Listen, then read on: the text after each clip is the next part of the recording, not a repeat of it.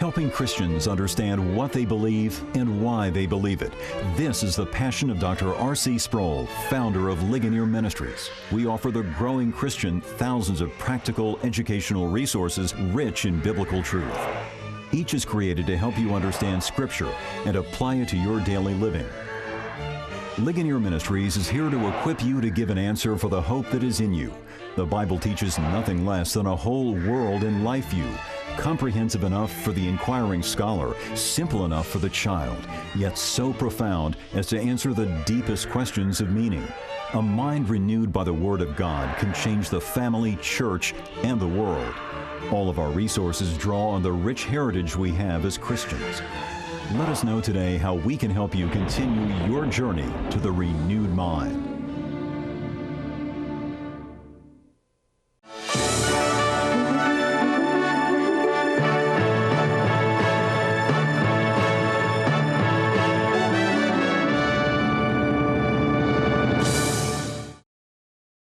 As we continue now with our study of defending our faith, the science of apologetics, you will recall that in our last session, I looked briefly at the moral argument for the existence of God that was set forth by the philosopher Immanuel Kant. And I mentioned that he approached this question from a practical consideration, coming to the conclusion that we must live as if there were a God. Kant, from a rational, scientific, theoretical perspective, was agnostic, saying through our normal avenues of research and investigation, we can't know that there is a God. Yet, for practical purposes, we must assume that there is a God in order for life to be meaningful, for society to be possible, and we looked at how he constructed that practical argument from his awareness of this categorical imperative, this moral imperative that is shared by people around the world. Now, at the end of that lecture, I mentioned that not everybody in the philosophical realm agreed with Kant's conclusion that we must live as if there is a God. Some were what they might be called as hardcore cynics or skeptics, and they said just because the options to the existence of God are grim, that is no reason to believe in God. That would be like falling into an Alice in Wonderland scenario where you take a deep breath and close your eyes and wish with all of your might that life is meaningful, life is significant, that somebody's home up there who's going to make justice take place in the final analysis, and have that as a ground for faith. Well, let me say this before we continue, that in the history of philosophy and of theoretical thought, I think that we could certainly isolate and individuate at least 1,000 different distinctive philosophies, philosophical theories, philosophical movements, and so on. But there is a gamut that these philosophical systems run. They tend to find themselves somewhere between two poles or two polar extremes. On this side, we have what I call full-bodied theism. And on this side of this pole would be nihilism. And nihilism is not only that there is no God, but it also goes from that conclusion to the idea that there is no meaning, no significance, no sense to human existence. And all other philosophies find themselves situated somewhere along this continuum, in between these two poles.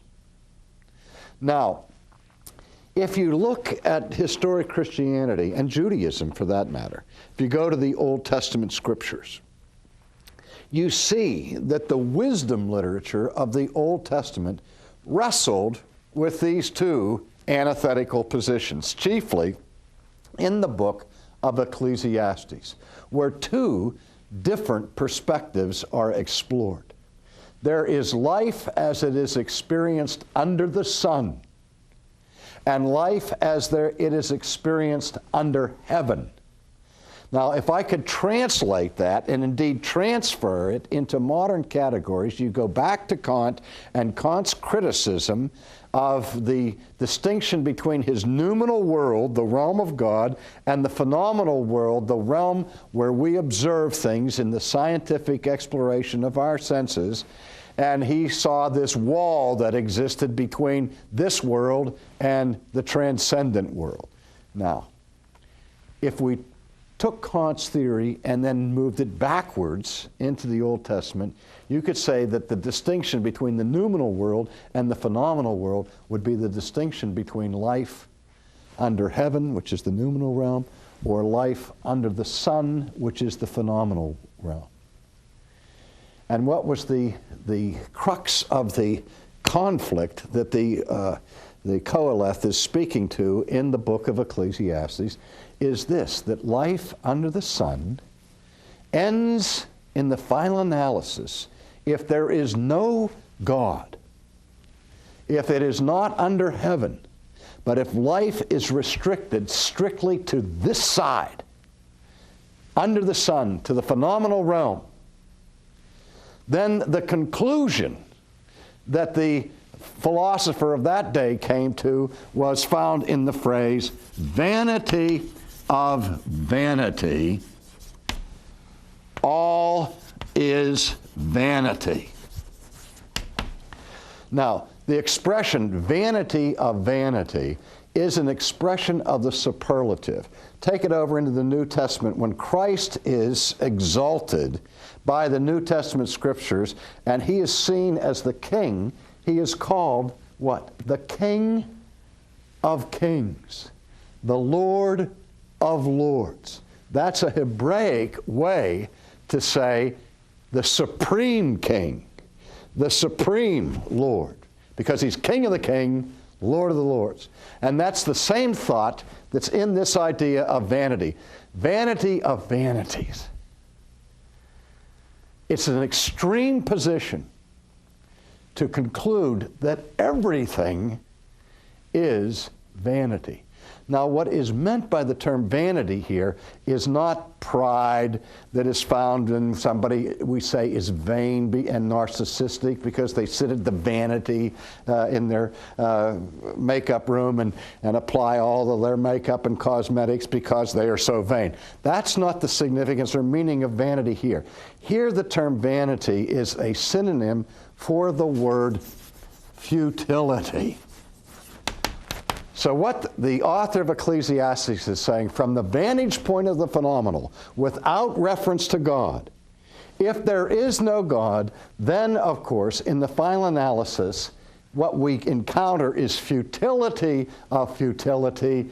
Everything that we do is futile.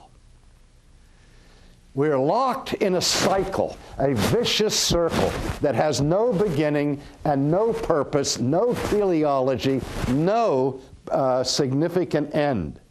The sun rises, the sun sets, then as Hemingway described it, the sun also rises again, and it sets, and it's going nowhere.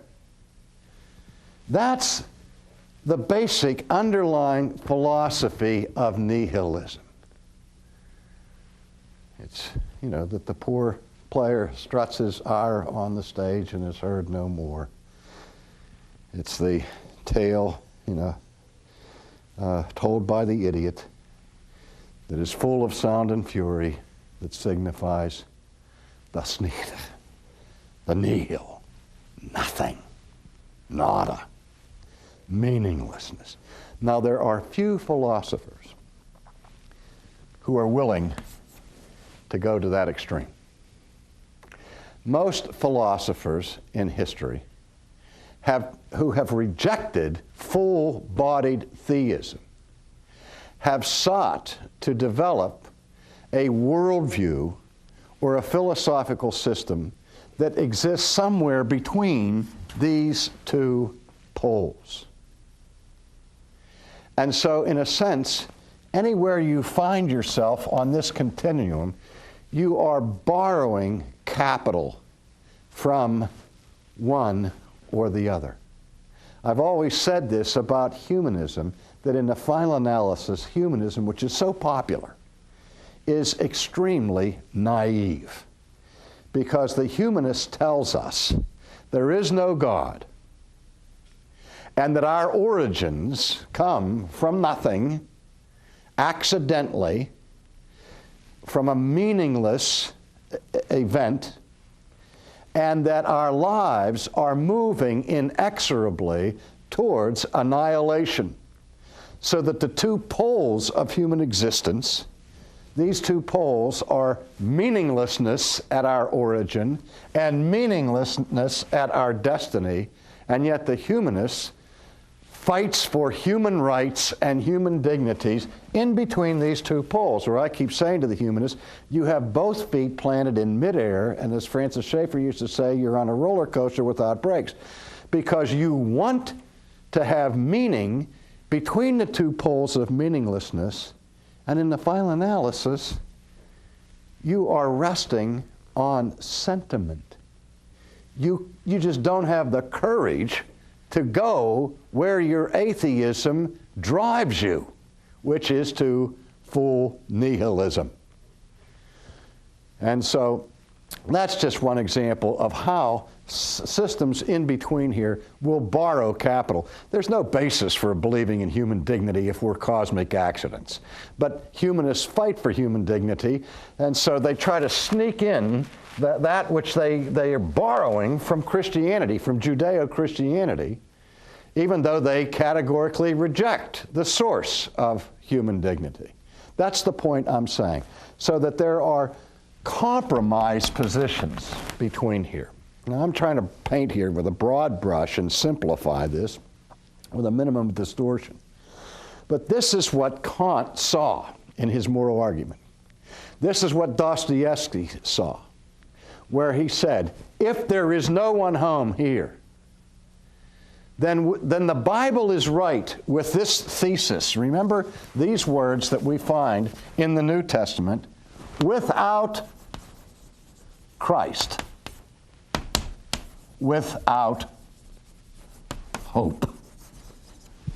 And when he wrote to the Corinthians, the Apostle Paul said, if Christ is not raised, and if all those who have died have perished, then we are of all people the most to be pitied. And if you don't like that we are believers, don't be mad at us. Don't be hostile towards us. Feel sorry for us. Just think of all the fun we're missing that you're having and enjoying. And we're walking around, naively naively looking at God and believing in God and trusting in God and all that, when Christ is a dead man. And if I'm devoting my life to a dead man, what a waste of my energy and of my life. And if you disagree with my convictions, don't be mad at me. Pity me is what Paul is saying, because we are pitiable. But the idea here is, really, if you have no basis for establishing confidence in the God of the universe, you have no foundation for hope whatsoever. That you must come to hopelessness. Well, Kant didn't want to go to hopelessness. Kant said the whole fiber of our humanity, every bone in our body screams to us from the time we're first awake in consciousness that our lives do count, that our lives have meaning, and that the labor that we are engaged in, the sweat, blood, and tears that pour out from our passion, that those passions have meaning. And if we thought that they didn't, we would want to end that labor and end our misery. Well, you see, that's where philosophy's gone. Albert Camus, 20th century existential philosopher, came to this conclusion, that the only serious question left for philosophers to explore is the question of suicide. And what Camus is saying simply is, if you awaken to the reality that there is no God, and that there are no absolutes, then you understand that there's no ultimate meaning. You might like it for a season. It might sound good when you hear that school's out, no more teachers, sassy looks, and so on, because we have a vacation from the God of the Bible who says He's going to hold us accountable for everything that we do. And when we find out that God doesn't exist, we leap into the air and click our heels together and say, I'm free. Thank God I'm free. I can do whatever I want. I can do my own thing. And that sounds terrific until you turn it over and look at the price tag. And that's what Camus said. If, for example, if you are not accountable ultimately, it's simple to understand that ultimately you don't count. Life doesn't count. And if you really think about that consistently, then you understand why Camus says the only serious question left is suicide. That's why Jean-Paul Sartre, in a tiny little book called Nausea, he titled the book Nausea because that was his final comment about the human condition, and he defined man as a useless passion. That's a loaded concept for Sartre because Sartre noticed that we as human beings are not automatons. We're not robots. We're not bumps on a log.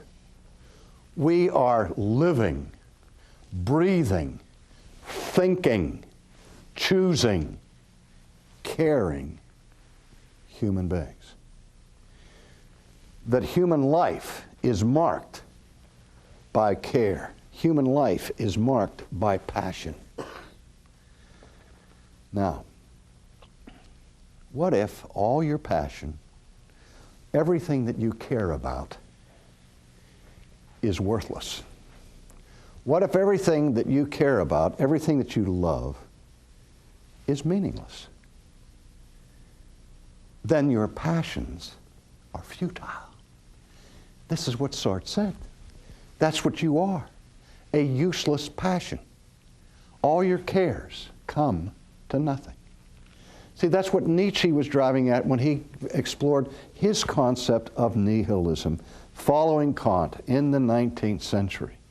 In other words, what the existential philosophers, the atheistic existential philosophers, the nihilists were saying was this: if we can't know that God exists, it's not enough to build our faith by crossing our fingers and hoping that somebody's home up there. If the evidence is to the contrary, if it's really true that life has emerged fortuitously out of the slime, then we have to have the moral courage, the intellectual courage to face the grim finality of the results and stare it in the face and say, okay, you're right. I came out of the slime. I'm going to the slime. I'm a grown-up germ sitting on one cog of one wheel of a vast cosmic machine that is running down and is destined to annihilation. That's where I am, and I'm going to face it. And I'm not going to run to religion as an escapist form. Realize the driving passion in contemporary culture is escapism. Escapism through hedonism. And the whole philosophy of hedonism is that you find meaning through pleasure. Maximize your pleasure, minimize your pain. It's the philosophy of Timothy Leary. Turn on, tune in, drop out. Let's put daisies down the barrels of rifles and let's just go on a trip and go to La La Land where I don't have to think anymore. It's an escapist form from pain, from having to consider what the popular music is telling us, what the film industry is telling us, what the high priests of science are telling us. You are a beast in human clothing with no ultimate significance. And this message is being beat into kids' ears over and over and over again. And so they drown it out with the sound of their music, or with the drugs, or with other forms of substance abuse as a means of escape. Now, what Nietzsche and the skeptics would say is that's not the only drug. The supreme drug to escape nihilism, according to 19th century atheism, was the opium of religion. If you're a Christian, I'm convinced that you haven't been a Christian for 2 weeks until somebody has already said to you, the only reason you're a Christian is that you're using your faith as a crutch. And that crutch is something that you use is to help you function, to help you remain mobile when in fact you are crippled. That's what a crutch is for. And the charge is that we use religion as a psychological crutch because we can't bear the message that we're getting from all sides. So we turn to religion as the ultimate form of escape, the ultimate drug, the ultimate crutch. What Marx referred to as the opium of the masses, as a narcotic to dull our senses, to minimize pain. In other words, that religious people are just one brand of hedonists who seek their pleasure in escaping from the real world of futile passions, futile labor, of death. Now, again, in the 19th century, when we study the voices of the atheists of that period, they really weren't working that hard to disprove the existence of God. Rather, their opening assumption was there is no God. And the biggest problem that Marx and Feuerbach, Nietzsche, Sigmund Freud, and other titanic thinkers, skeptics of the 19th century, that the question they were trying to answer was this: since there is no God, why is it that human beings are incurably religious? Why is it that man could be defined not only as Homo sapiens, but we could more properly define mankind as Homo religiosus, man the religious person? Because wherever we go, throughout the world, we find the vast majority of people engaged in some kind of religious activity. And from a Christian point, that religion may be complete idolatry, but nevertheless, it is still religion. And so the most common and frequent answer that came from people like Marx and Feuerbach and Freud and so on was that the phenomenon that answers the universality of religion is psychological fear. That is, that the main reason why people believe in God is because they're afraid of the consequences if there is no God. The main reason we create God in our own image, said Feuerbach, is because we understand that without God, we are doomed. We are in a hopeless situation. We are indeed a useless passion, and we can't bear the grimness of nihilism.